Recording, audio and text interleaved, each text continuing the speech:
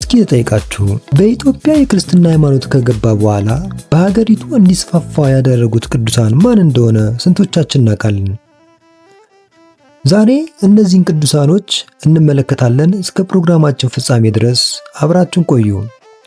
አዎ፣ በሀገራችን የክርስትና ሃይማኖት ታሪክ ክርስትና ዜና ወደ ኢትዮጵያ በማምጣት የመጀመሪያው ጃንደረባው ባኮስ ነው። አስቀድሞ እንደተገለጸው ጃንደረባው በ34 ዓመተ ምህረት በኦሪት እምነት መሰረት ለስግደት ኢየሩሳሌም ደርሶ ሲመለስ ጋዛ አካባቢ በፊልጶስ አስተማሪነት አምኖና ተጠምቆ ወደ አገሩ ተመልሷል።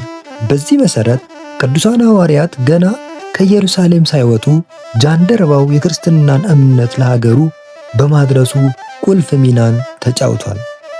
ሁለተኛው ቅዱስ ፍሬምናጦስ ነው፣ ወይም ደግሞ አባ ሰላማ ከሳቴ ብርሃን። ቅዱስ ፍሬምናጦስ በጃንደረባው የተዘራው የክርስትና ዘር ስር እንዲሰድና እንዲያፈራ ያደረጉ ትልቅ የኢትዮጵያ ቤተክርስቲያን ባለውለታ ናቸው። የክርስትና እምነት ወደ ኢትዮጵያ የገባው በ34 ዓመተ ምህረት በጃንደረባው አማካኝነት ቢሆንም ቤተክርስቲያን በሲኖዶስ ሕግ የኤጲስቆጶስ መንበር የተሰጣት እና ምስጢራተ ቤተክርስቲያን መፈጸም የተጀመረው በአራተኛው መቶ ክፍለ ዘመን በ20ኛው የእስክንድርያ ፓትርያርክ በቅዱስ አትናቴዎስ በተሾመው በቅዱስ ፍሬምናጦስ ነው።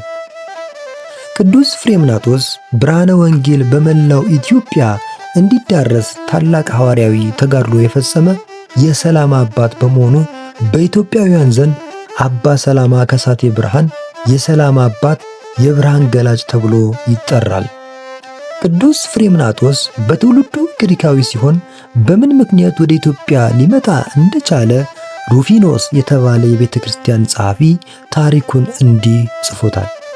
ይህንንም ታሪክ የጻፈው በኢትዮጵያ ብዙ ዘመናት ኖሮ ወደ ሀገሩ ሶሪያ ከተመለሰው ከፍሬምናጦስ ወንድም ከኤዲዮስዮስ ወይም ደግሞ ሲድራ ከተባለው ኤዲዮስዮስ ካህንም ነው። ከሱ ሰምቶት እንደሆነ አትቷል። ሜሮፒዮስ የተባለ አንድ ነጋዴ፣ ይህ ነጋዴ ፈላስፋ ነው።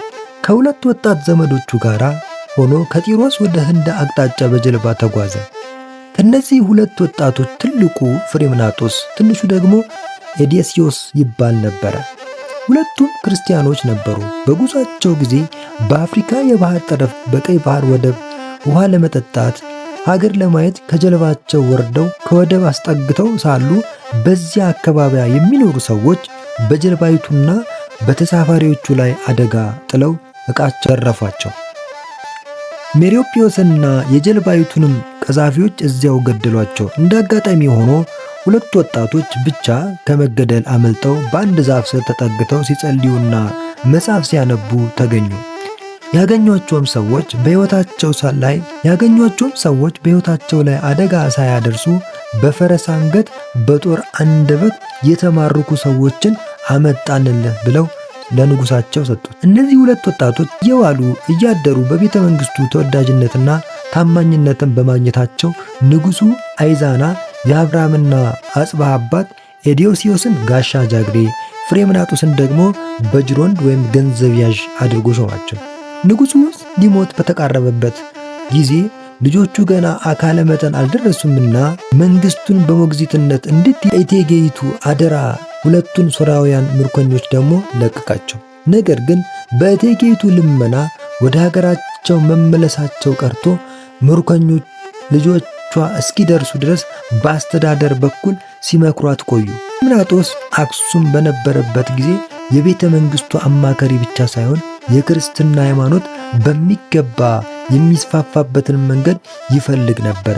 ልዑላኑ አካለ መጠን ደርሰው የአባታቸውን መንግስት ሲረከቡ ኤዲዮስዮስ ወደ ሀገሩ ጢሮስ ሲመለስ፣ ፍሬምናጦስ ግን ስለ ጵጵስና ጉዳይ በቅርብ ከምትገኘው ከእስክንድርያ ቤተክርስቲያን ጋር እንዲወያይ በአክሱም ቤተ መንግስት ተልኮ ይላል።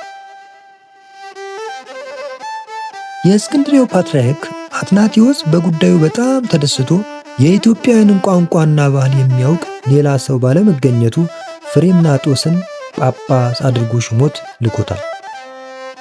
ቅዱስ ፍሬምናጦስ ካበረከታቸው መንፈሳዊ ተግባራት መካከል አንደኛ በኢትዮጵያ የክርስትና ትምህርትና ስርዓትን አስፋፋ። ለምሳሌ አበነፍስ እንዲኖር ስራ ሰርቷል።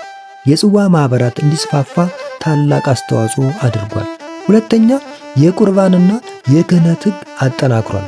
በመላው ኢትዮጵያ የወንጌል ትምህርት ለማዳረስና ምስጢራተ ቤተ ክርስቲያንን ለመፈጸም የሚረዱትን ቀሳውስትና ዲያቆናትን ሹሟል። ሶስተኛ ቅዱሳት መጻሕፍትን ከሱር ከዕብራይስጥና ከግሪክ ወደ ግዕዝ ቋንቋ ተርጉሟል። አራተኛ የሳባውያንን የፊደል አቀማመጥ ለውጦ ከግራ ወደ ቀኝ የመጻፍና የማንበብ ዘዴን ፈጥሯል። ከዚህ በተጨማሪ ከካይብ እስከ ሳባ ያሉ አናባቢዎችን በማስገባት የግዕዝ ፊደላትን ባለ 7 ዘር እንዲሆኑ አድርጓል። አምስተኛ በ350 ዓመተ ምህረት ክርስትና የኢትዮጵያ ብሔራዊ ሃይማኖት እንዲሆን አስደርጓል። ሰባተኛ ኢዛናና ሳይዛና በትምህርተ ክርስትና ኮትኩቶ በማሳደግ መንፈሳዊ ፍሬ እንዲያፈሩ አድርጓቸዋል። ስልጣነ መንግስት ሲይዙም አብርሃና አጽብሃ ብሎ ስም ያወጣላቸውም እርሱ እንደሆነ ይታመናል።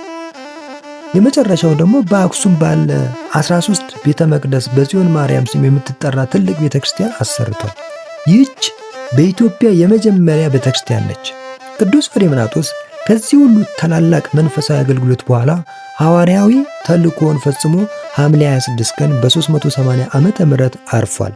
በዚህ ዕለት በየዓመቱ ይህ ታላቅ ሰው በኢትዮጵያ ኦርቶዶክስ ተዋሕዶ ቤተክርስቲያን ታስቦ ይውላል። በትግራይ አብዩ አዲ በተባለ ቦታ ቤተ ክርስቲያንና ገዳም በፍሬምናጦስ ስም መስርታ ታስታውሰዋለች። ውድ ተመልካቾቻችን በዛሬው ዕለት እንግዲህ ሁለቱን ተመልክተናል። በኢትዮጵያ ውስጥ የክርስትና ሃይማኖት እንዲስፋፋ አስተዋጽኦ ካደረጉት ቅዱሳን መካከል ሁለቱን በዛሬው ዕለት ተመልክተናል። በቀጣይ ደግሞ 9 ቅዱሳን ወይም 9 ቅዱሳን እንመለከታለን። ስለተከታተላችሁ እናመሰግናለን። እስከ ቀጣይ ፕሮግራም ድረስ አዲስ ከሆናችሁ ሰብስክራይብ፣ እንዲሁም ደግሞ የምንለቃቸው ቪዲዮዎች ቶሎ እንዲደርሳችሁ የደውል ምልክቷን በመጫን እንዲሁም ደግሞ ላይክ፣ ሼር በማድረግ ቪዲዮን ያግዙ። እስከ ቀጣይ ድረስ ቸር ቆዩልን። ይቆየን።